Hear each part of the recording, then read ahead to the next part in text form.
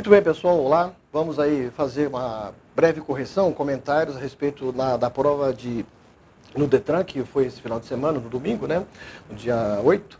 E aí, noções de direito administrativo, correção na prova de oficial para a carreira do Detran, os cargos de oficial para o Detran. Nós temos a primeira questão de direito administrativo, obviamente a questão 36, né, da prova. Administração pública, e esse também é um detalhe, tem cadernos que não é essa sequência, né? Então, às vezes, o gabarito dessa prova pode não ser o gabarito de todas as provas, porque tem mais de um tipo de prova, mas a questão é a mesma, só com as alternativas modificadas, né? Então, nós temos aí, a administração pública de determinado estado da federação está estruturada de forma descentralizada. Então, eu fundamentei bem isso na sala de aula. Órgão centralizado é o mesmo órgão que vai prestar serviço capilarizado em mais de um lugar. Órgão descentralizado é terceirizado. Ele pode haver terceirização para o próprio Estado, quer dizer, o Estado fazendo terceirização para o Estado. Então, o Estado, administração direta, fazendo terceirização para administração indireta. Autarquias, empresas públicas, sociedade de economia mista, fundações públicas, né? Então, descentralizado. E o Estado também pode descentralizar, terceirizar, passar para um outro CNPJ para entidades privadas, pessoas jurídicas de direito privado. Aí nós teremos as concessionárias e as permissionárias. Então nós temos aí a questão 36, a linha A, ou letra A. A administração pública foi autorizada por lei ou por decreto a criar, mediante lei específica, criar autarquia, criar pessoas jurídicas de direito público que executam serviços públicos, certo ou errado? Errado, né? Obviamente a lei específica autoriza a criar, uma lei específica autoriza a instituir. Então ali está falando lei ou decreto? Não. A lei vai autorizar a criar, a lei vai autorizar a instituir. Depois, se for uma empresa pública, sociedade de economia mista ou uma fundação, o decreto vai criar, né? Mas primeiro precisa de uma lei para instituir. O decreto não institui, né? Então ali o que está errado é decreto. Na verdade é uma lei específica, uma lei ordinária, que vai criar a autarquia, uma lei específica, uma lei ordinária que vai autorizar a instituir empresa pública, fundações, sociedade de economia mista. Questão A ou a linha A está errada. A linha B, letra B, ou alternativa B. Foi editada a lei específica criando a empresa pública e sociedade de economia mista, que podem prestar serviços públicos, mas não integram a administração indireta. Errado, né?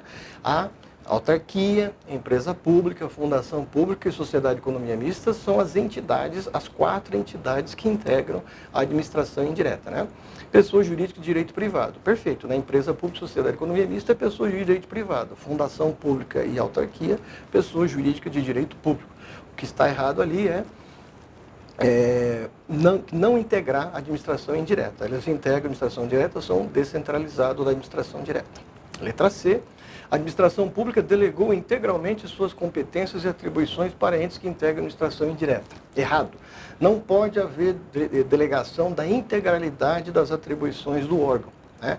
Então, seja direta, delegar integralmente para a administração direta, seja direta, delegar integralmente para as concessionárias e permissionárias. Sempre fica o vínculo, né? O vínculo do contrato ou o vínculo da lei a algum órgão da administração direta. Não existe a delegação de competência plena, não existe delegação de competência total, né? Isso está no artigo 20 da Lei 10.177 de 98, a lei que nós vimos em sala de aula, lei que rege os processos administrativos no Estado de São Paulo. Aplica exclusivamente no Estado de São Paulo. Em resumo, letra C está errada porque não se pode delegar competência na sua integralidade. Letra D. Foram constituídas pessoas jurídicas para fazer o serviço terceirizado, indireto, descentralizado, integrado da administração indireta, às quais foram conferidas atribuições originalmente da competência da administração central. Perfeito, né? Então, a letra D está correta e, obviamente, a letra E está errada, né? Então foram criadas autarquias, fundações e empresas públicas, pessoas jurídicas dotadas de personalidade jurídica própria e com natureza de direito público. Errado. Que a empresa pública não é pessoa jurídica de direito público. A empresa pública é pessoa jurídica de direito privado. As empresas públicas, sociedade de economia mista, pessoa jurídica de direito privado. Então a letra E está errada nisso aí. A letra D da questão 36 está correta. Questão 37. Uma autarquia titular de determinado serviço público tem em seu quadro de servidores compostos por empregados públicos. Então, a autarquia contratou essas pessoas pelo regime da CLT. Prestou concurso, mas está no regime CLT, não está no regime de estatuto, né? A contratação e a demissão desses servidores em comparação com os funcionários públicos estatutários. Não? Então, o empregado público é diferente do servidor público. Servidor público ocupante de cargo. O ocupante de cargo pode ser estatutário, que é a regra, e pode ser CLT, que é a exceção. O empregado público sempre regido pela CLT. Então, letra A. Apresenta o maior rigor para admissão. Os dois é concurso público, não tem nenhuma diferenciação, não tem tanto rigor. Que depende de autorização legislativa específica para contratação. Mas o desligamento se dá mediante demissão imediata. Não, nada a ver, né? Então, não tem rigor nenhum na administração pela CLT ou administração pelo Estatuto. Ambos são, aliás, o CLT é admitido. E no concurso público, para cargo, ele toma posse, né? Então, tem essa diferença também. Letra A está errada. Letra B. Apresentam vantagens para o servidor, pois este adquire estabilidade após 3 anos de efetivo exercício, mas não depende de prévio concurso público para ser contratado. Errado, né? Ocupante de cargo público, cargo público efetivo, ocupante de emprego público, ambos precisam de concurso público com validade de até 2 anos, prorrogável por igual período, né? Então, validade máxima de concurso até 4 anos. Letra A errada, letra B errada, letra C. Então, está dizendo aí, cargo e emprego são semelhantes, porque a contratação depende de concurso. Até aí tudo bem. E a demissão do processo administrativo disciplinar, considerando a estabilidade que rege o vínculo funcional dos mesmos. Não. O vínculo funcional do empregado público é CLT. O vínculo funcional do servidor público é estatuto, né? Então, o processo disciplinar é para o estatutário. É para o ocupante de cargo que vai perder o seu cargo pela demissão ou demissão a bem do serviço público. E tem um processo administrativo com ampla defesa ou contraditório. Letra D, então a letra C está errada, a letra D. São mais flexíveis, considerando que os empregados públicos não dependem de prévio concurso público. Errado, né? Emprego público e cargo público precisa de concurso público.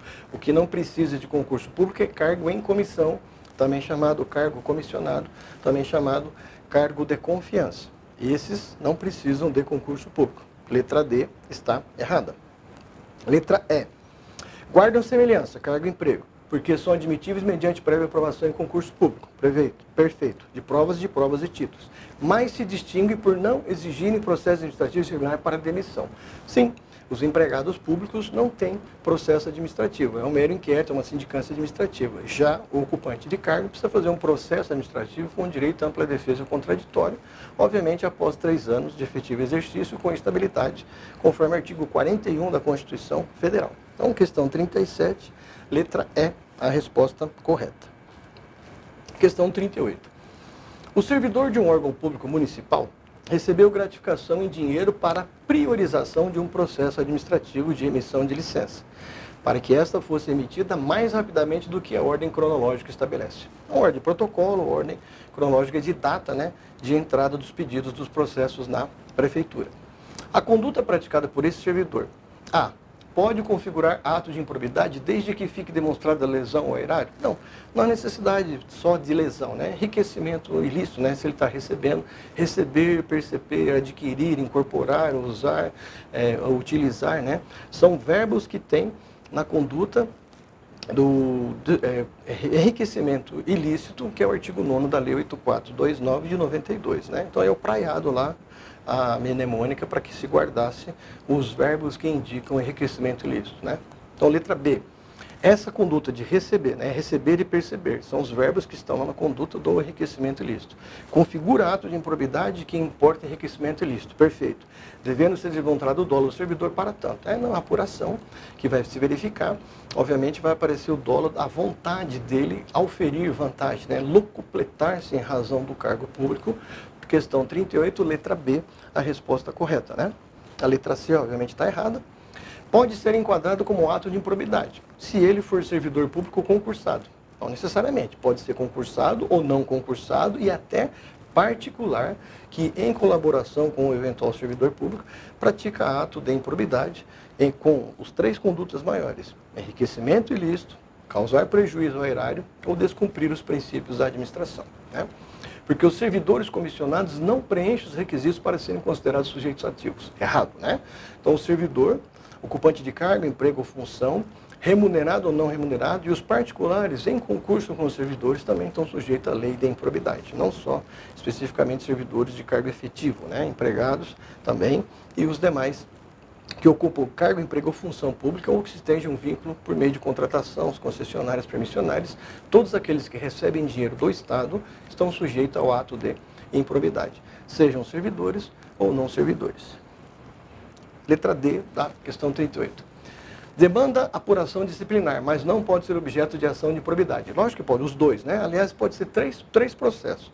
O processo penal, por ele receber, existe corrupção, artigo 317 do Código Penal.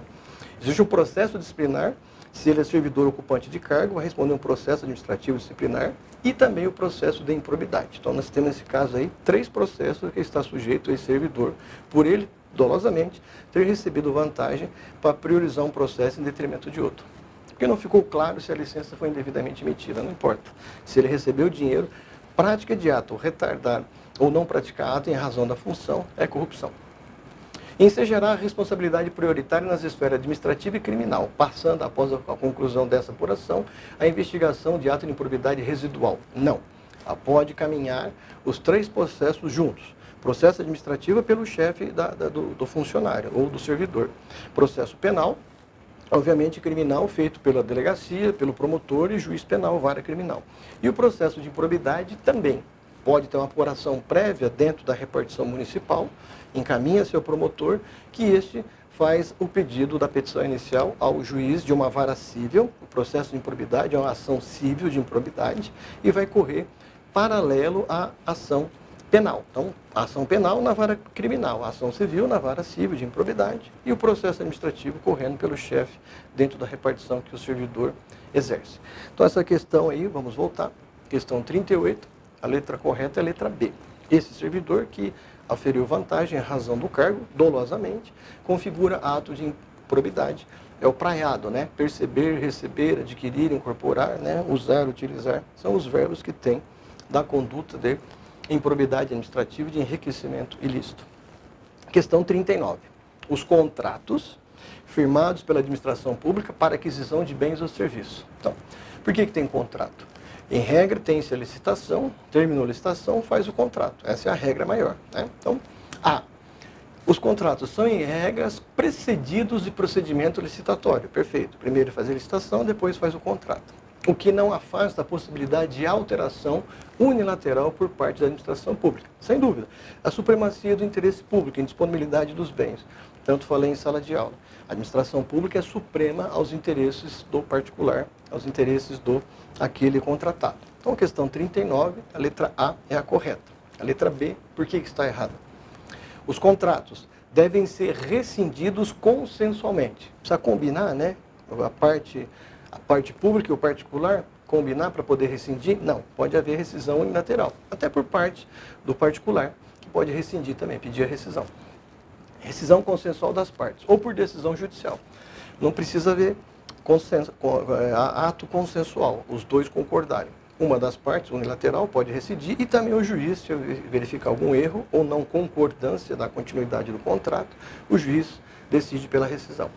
Em razão do princípio da vinculação ao instrumento convocatório, né? Então aqui está dizendo que é consensual. Não há necessidade. O juiz está correto, mas não há necessidade de haver consensão para a rescisão do contrato. Letra C. São sempre precedidos de licitação, contrato legal, em cujo edital são indicadas as regras e condições da execução do objeto. Nem todas, né? Então, às vezes, na licitação, existe o melhor preço, ou melhor técnico, ou melhor técnica e preço, aquele que ganhou, depois vai verificar. E do término da adjudicação à confecção do contrato, ainda as partes podem discutir bilateralmente, pelo prazo de até 60 dias, que é o prazo de validade de quem foi adjudicado, de quem ganhou a licitação. Letra C está errada. Letra D. Os contratos permitem às partes a rescisão unilateral e administrativa, não cabendo, contudo, indenização ao particular, caso este dê causa à extinção contratual. Sim, né?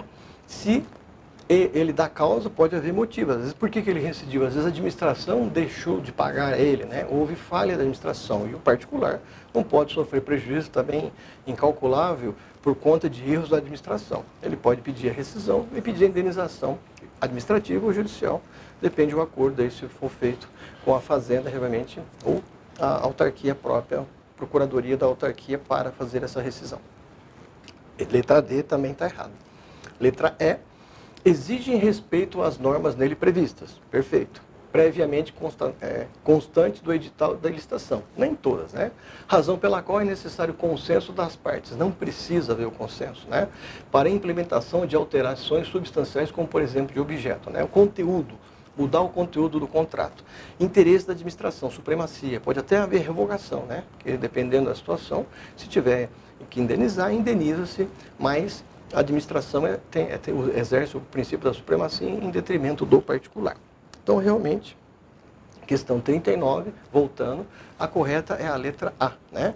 Os contratos são, em regra, precedidos de processo licitatório, usa a lei de licitação, a 10.520 do pregão, a 8.666 dos demais procedimentos, o que não afasta a possibilidade de alteração unilateral pela administração. Perfeito. Questão 40 e última questão da prova, né? Considerando de direito administrativo. Considerando os elementos do ato administrativo, para que o ato seja considerado válido, é indispensável. Elementos, requisitos, eu até usava o termo ingredientes, né? São 5. Competência é quem vai fazer. Forma, como vai ser feita. Finalidade, para que vai ser feita. Motivo, uma manifestação de fato e de direito. Fato e direito, fato o que aconteceu e direito à lei. E objeto, o conteúdo do que se trata, né? Então, simplesmente, houve esse questionamento, né? A forma, admitindo-se ato verbal ou escrito, sempre que permita o claro entendimento do seu conteúdo. Opa, se é conteúdo, é objeto, não é forma. Né? Então, o conteúdo é o objeto, do que se trata. Então, ali devia estar escrito objeto e não forma. Letra A está errado, porque é conteúdo. Objeto, que é resultado a ser produzido com a prática do ato, a que se deve desfazer ou implementar. O resultado, para que eu vou fazer o ato? É finalidade, não é objeto. Né? Resultado é finalidade, resultado é fim. Então ali é finalidade, não objeto. Letra B está errada. Motivo, motivação.